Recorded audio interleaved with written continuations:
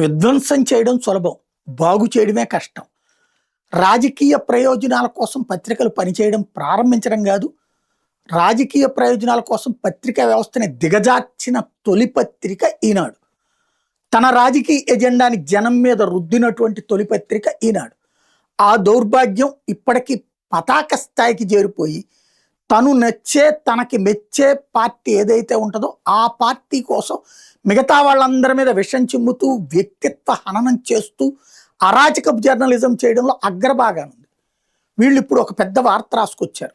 ఏంటయ్యా అంటే స్మార్ట్ టౌన్షిప్లో గృహప్రవేశాలు ఎప్పుడో మౌలిక సదుపాయాల కల్పనలో తీవ్ర జాప్యం, చొరవ తీసుకుంటే ప్రభుత్వానికి ఆదాయము, ప్రజల కళల సహకారం.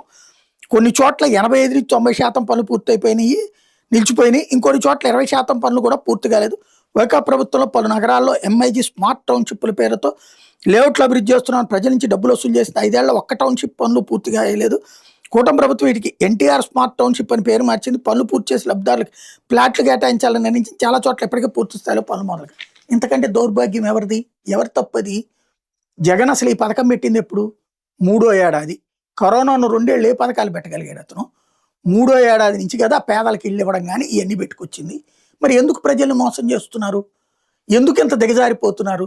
వాళ్ళు పెట్టిన పథకానికి వీళ్ళు పేర్లు మార్చుకుంటే సిగ్గుచేటు తప్పించేది ఏమైనా ప్రయోజనకరమా? బాధ్యతాయుతత్వమా? 80-90% పూర్తయినాయని వీళ్ళే చెప్తున్నారు. అంటే జగన్ ఆ 2-3 ఏళ్లలోనే 80-90% పూర్తయింది కదా. నేనే వీడియో చేశాను మధ్యతరగతికి సంబంధించి, చూడండి మీరు పేదలకు ఇస్తున్నారు బానే అని చెప్పి. అప్పుడు పెట్టినటువంటి పథకం ఏది? నా మాటే చూసని నేను చెప్పను, కానీ నేను మొట్టమొదట ప్రతిపాదించింది మధ్యతరగతికి ఇల్లు ఇవ్వండో. ఇంతకుముందు ఎంఐజీలు ఎల్ఐజీలు అంటే హౌసింగ్ బోర్డు కాలనీలో ఉండేవి. ఇప్పుడు అవి లేకపోవడం వల్ల దౌర్భాగ్యం తలెత్తింది. లేబర్కి ఉచితంగా ఇస్తున్నారు. పేదవాడి కోటాలో మధ్యతరగతి రాకుండా ఉండాలంటే ఈ పని చేయండి అన్నటువంటి ప్రభుత్వం మధ్యతరగతి కోసం అంటూ ప్లాట్లు పెట్టింది, అమ్మింది. వీళ్ళే రాస్తున్నారు. అక్కడ కొన్ని చోట్ల 80-90% పూర్తయింది, కొన్ని చోట్ల 20% పూర్తయింది. అన్ని టిడ్కో ఇళ్ళు ఎప్పటికీ పూర్తి కాలేదు. ఏం చేద్దాం? కానీ వైసీపీ హయాంలో పూర్తి కాలేదు. టిడ్కో ఇళ్ళు ఎప్పటికీ పూర్తి కాదని రాయరు. 20 లక్షలు ఇచ్చేసామని రాసింది పచ్చాబద్ధం అని రాయరు.